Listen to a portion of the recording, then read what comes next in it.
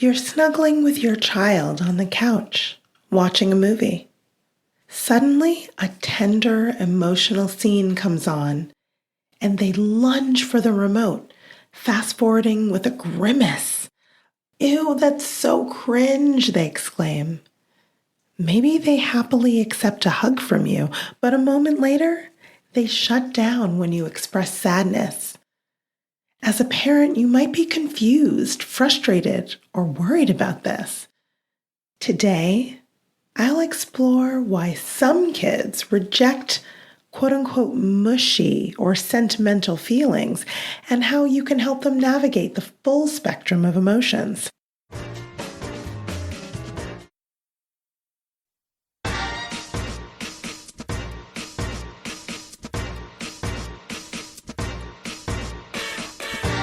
Welcome back to Project Parenthood. I'm your host, Dr. Nanika Coor, clinical psychologist and respectful parenting therapist. This is a space not only for parenting tips, but also an invitation into the layered, liberating process of becoming, deepening your connection with your child while healing in community, unlearning in community, and reshaping what's possible in community. Before we dive in, I invite you to take a moment to settle. Find a comfortable position and gently close your eyes or soften your gaze. Take a breath and just notice. How does your body feel right now? What thoughts are in your mind? Is there a particular emotion present? No need to change anything, just observe what's already here. Today, I'm talking about a common challenge when kids seem to reject vulnerable emotions in themselves and others. As I'm exploring this, I encourage you to pay attention to your own internal landscape. Does the topic bring up a sense of familiarity or a memory from your own childhood? Are you noticing a part of you that feels activated or resistant? Just notice what comes up with some gentle curiosity. Let's get into it. So what's the deal with this aversion to vulnerability that some kids have? It's common for kids to have a hard time with emotions, especially the vulnerable ones like sadness, shame, or fear. They might find it easier to express anger or frustration. This can be a sign of emotional perfectionism or emotophobia, the belief that you should only feel positive emotions, and that so-called negative emotions are dangerous and should be avoided. This fear is a driving force behind suppressing feelings and can lead to emotional numbing or avoidance. This is no wonder. Society often teaches us to value stoicism, but this can lead to a belief that emotions like sadness or fear are weaknesses to be avoided. For some kids, seeing or feeling vulnerability is so uncomfortable that they reject it entirely.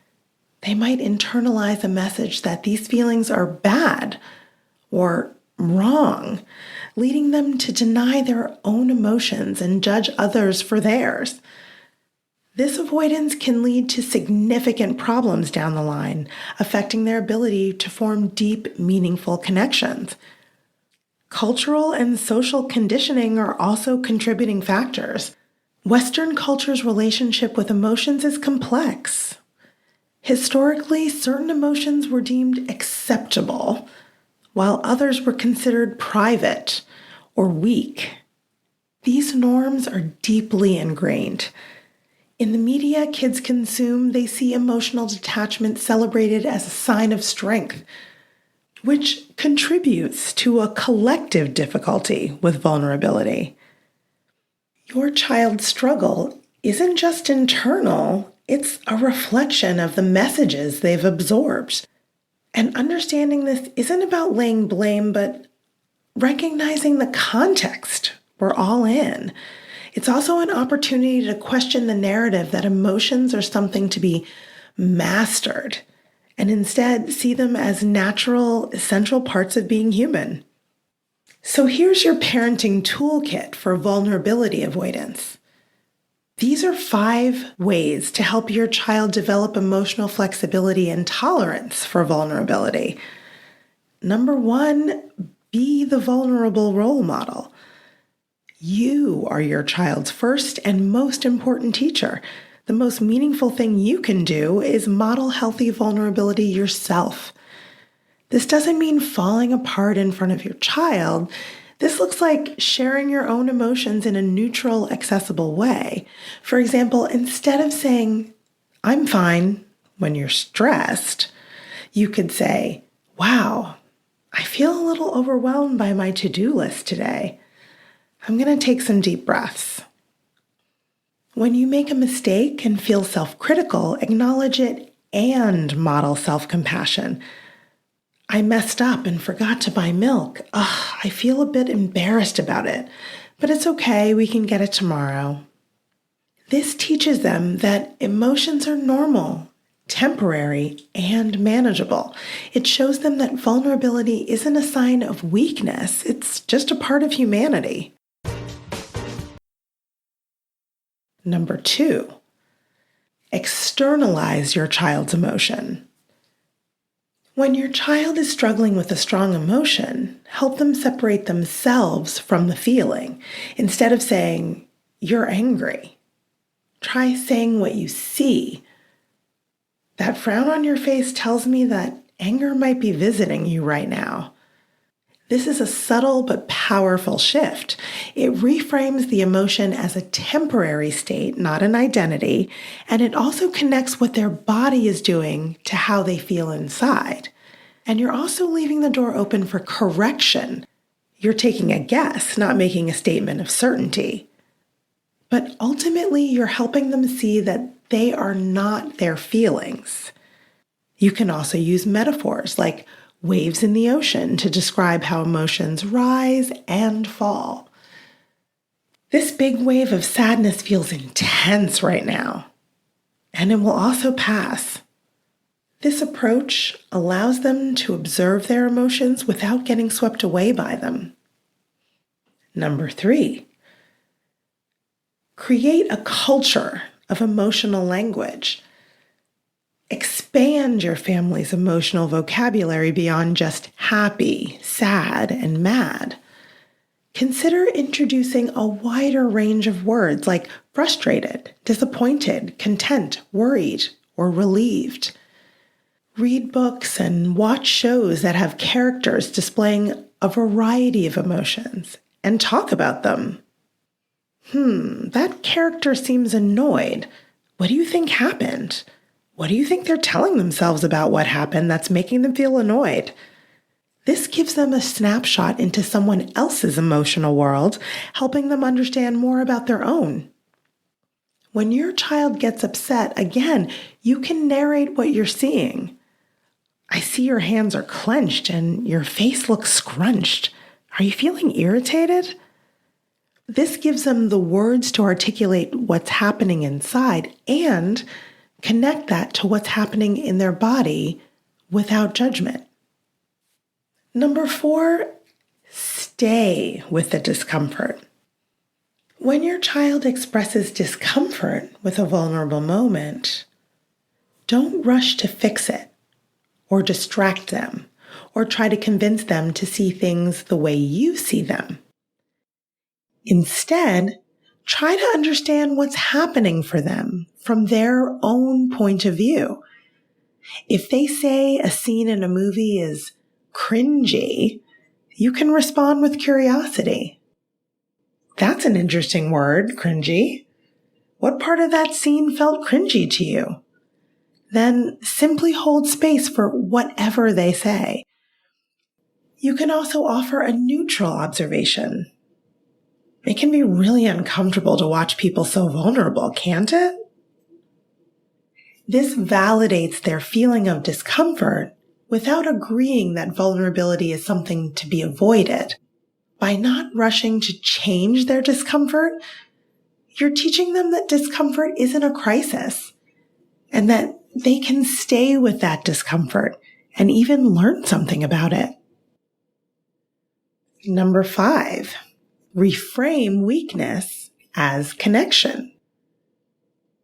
Challenge the notion that being vulnerable is a weakness. You can do this by highlighting how vulnerability builds connection. When you share a difficult feeling with your child, you can explain why. I felt sad when my friend moved away, and I shared it with my friend because talking about it with them made me feel less alone.